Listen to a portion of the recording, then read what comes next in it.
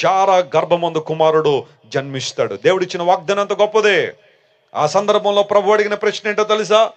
యెహోవాకు అసాధ్యమైనది ఏదైనా ఉండునా? Is there anything too hard for the Lord? దేవునికి అసాధ్యమైనది ఏదైనా ఉంటుందా?